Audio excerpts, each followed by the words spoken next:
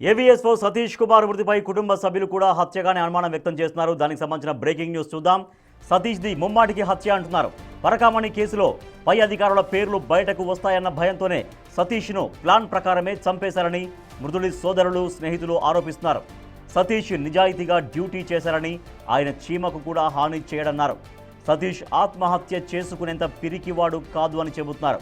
ఆత్మహత్య చేసుకుంటే సతీష్ శరీరం రైల్వే ట్రాక్ పై ఉండాలని, అలా కాకుండా ట్రాక్కు దూరంగా ఎలా ఉంటుందని అనుమానం వ్యక్తం చేస్తున్నారు.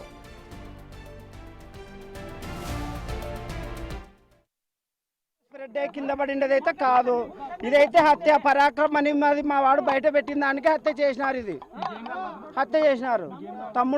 మా తమ్ముడు సొంతం. ఇదైతే హత్య. కంపల్సరీ ధర్నా కూర్చోవాలన్నా కానీ కూర్చుంటాం మేము. ఇప్పటికైతే వదిలేదైతే లేదు.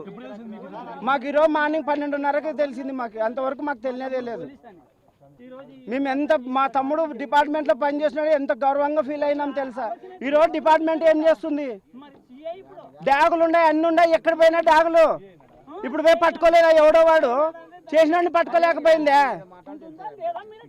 ఉద్దేశపూర్వకంగా చేసిన మర్డర్గానే మేము భావిస్తున్నాం. దీన్ని ఖచ్చితంగా ఇది హత్యనే భావిస్తున్నాం. దాదాపుగా పడి ఒక 150 మీటర్లు 200 మీటర్లు దాదాపుగా ఏ శవము రాదు. ఆయన గతంలో కూడా ఇప్పటికి కూడా రైల్వేలోనే పనిచేస్తున్నాడు. ఇలాంటి దారుణమైన పరిస్థితి మేము ఎదురవుతుందని అనుకోలేదు. ఇదైతే ఉద్దేశపూర్వకంగా చేసిన హత్యనే. దీని మీద ఖచ్చితంగా విచారణ చేయాలా. ఇది ఖచ్చితంగా మాకు న్యాయం చేయాలా.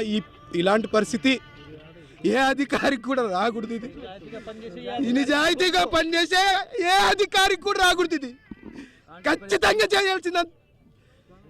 ఇది ఎట్లా చేయాలా అనేది నాకు ఇంతవరకు కూడా 9 సంవత్సరాలు ఆయన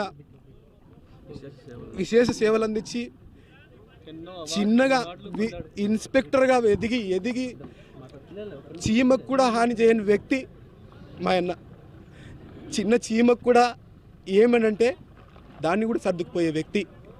ఈ అధికారుల జిమ్మిక్కు వల్ల లోక్ అదాలత్లో కేసు రాజీ చేపించి, ఆ రోజు లోక్ అదాలత్లో కేసు రాజీ చేపించి హయ్యర్ ఆఫీసర్తో ఒత్తిడి పెట్టి కూడా మళ్ళీ తర్వాత కూడా ఎలాంటి సమాచారం ఇవ్వలేదు. అవును నీ పరిస్థితి ఏమి అని ఏ అధికారి కూడా ప్రశ్నించలేదు. ఇంతవరకు కూడా ఏ అధికారి కూడా ప్రశ్నించలేదు ఏం నీ పరిస్థితి ఏమని.